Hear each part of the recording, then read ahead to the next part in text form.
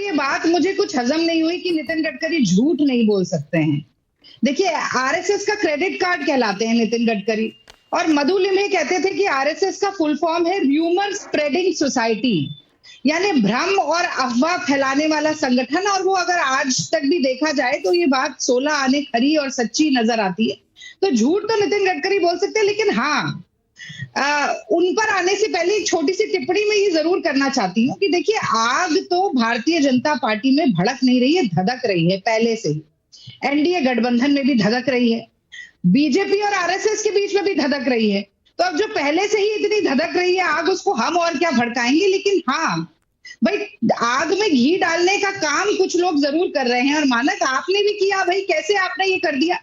अभी तक तो न्यूज चैनल के सारे डिबेट मोदी जी के लिए रिजर्व रहते थे, मोदी जी पर ही चर्चा होती थी।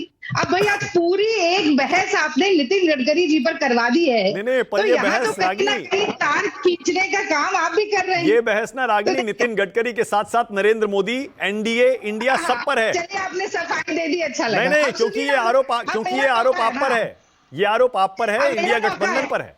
अरे तो मेरा मौका है, मुझे बोलने दीजिए। देखिए, हाँ। ये तो ऐसे तो गालिब ने जन्नत के लिए कहा था, लेकिन ये बात जो है वो गडकरी जी और भाजपा के बीच में भी पूरी सच है कि गडकरी जी को मालूम है भाजपा की हकीकत, लेकिन दिल के खुश रखने को गालिब ये ख्याल अच्छा है। तो पहली टिप्पणी उनकी, जिसमें उन्होंने कहा कि नहीं भाई, जनता को भ्रमित कर दिया और 240 और 400 पार और 370, ये सब झूठ है। मुझे लगता है कि जैसे जैसे जुमले, पाखंड और झूठ का चश्मा, भाजपाई चश्मा जनता की आंख से हट रहा है, वैसे वैसे दिन ब दिन भारतीय जनता पार्टी और मोदी सरकार का ग्राफ घट रहा है। और कहीं ना कहीं 100-200 मन लड्डू जो वो है नितिन गडकरी जी के मन में फूट रहा है। तो वो कहते हैं ना, जुबान पर आज दिल की बात आ गई। तो आप विपक्ष का नाम ले लीजिए, आप आरएसएस का नाम ले लीजिए, उनके कंधे से आप गोली चलाइए, पर बात यह है कि मंसूबे प्रधानमंत्री बनने के नितिन गडकरी जी देख रहे हैं। आज से नहीं देख रहे हैं, बहुत समय से देख रहे हैं। लीपा पोती करके कह दें कि मेरी तो महत्वाकांक्षा नहीं है, मेरे तो सपना नहीं। अरे भाई, ये सूत्रों के हवाले से क्या होता है? अगर आप सच बोल रहे हैं और ऐसा कोई वाकया हुआ, कोई घटना हुई जिसमें विपक्ष के नेताओं ने या किसी एक नेता ने आकर आपसे कहा कि हम प्रधानमंत्री बनाना चाहते हैं, तो आप बताइए ना, खुलकर बताइए। ये अंधेरे में तीर छोड़ दिया, सोच रहे हैं वहां से किसी को लग जाएगा, ये होने वाला है नहीं।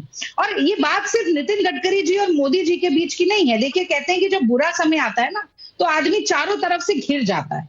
तो नितिन गडकरी जी तो बता ही रहे हैं वो क्या करना चाहते हैं। मोहन भागवत जी ने तो स्वयंभू नॉन बायोलॉजिकल 1/3 प्रधानमंत्री पर नागपुर से नहीं, झारखंड से अग्नि मिसाइल छोड़ दी थी, सीधा लोक कल्याण मार्ग पे जाके गिरी। जब उन्होंने कहा कि एक व्यक्ति है वो सुपरमैन बनना चाहता है और भगवान बनना चाहता है, देवता बनना चाहता है, विश्व गुरु बनना चाहता है, पर थांबा, अपनी कल्पनाओं के घोड़ों को थोड़ा रोक लिया जाए। और यही नहीं, नेहरू जी ने कहा था, I am the first servant of the country. Modi ji ने नकल की और कहा मैं प्रधान सेवक हूं। तो भागवत जी ने कहा, देखिए, जो सच्चा सेवक है उसे अहंकारी नहीं होना चाहिए। फिर चुनाव होता है, चुनाव के बाद कहते हैं कि देखिए, जो चुनाव प्रचार हुआ उसमें गरिमा नहीं रही।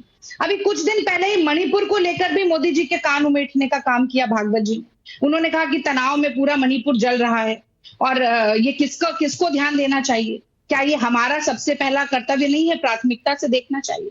तो यहाँ सर फुटौल जारी है मानक, और इसका ठीकरा विपक्ष के ऊपर मत फोड़िए। देखिए, मोदी जी ने 10 साल में जो झूठ बोलकर, परेड करके, धोखाधड़ी करके सियासी इमारत खड़ी की ना, वो ढह रही है। और कुदाल फावड़ी लेकर सबसे पहली पंक्ति में विपक्ष नहीं खड़ा है, आरएसएस खड़ी है, उनका खुद का ठगबंधन खड़ा है, और उन्हीं के भारतीय जनता पार्टी के नेता खड़े हैं। मुझे बताइए कि ये आप कास्ट सेंसस पे जरूर पूछेगा, कास्ट सेंसस पर अमित शाह कहते हैं कि बड़ा सोच विचार करना होगा, ऐसे नहीं हो सकता।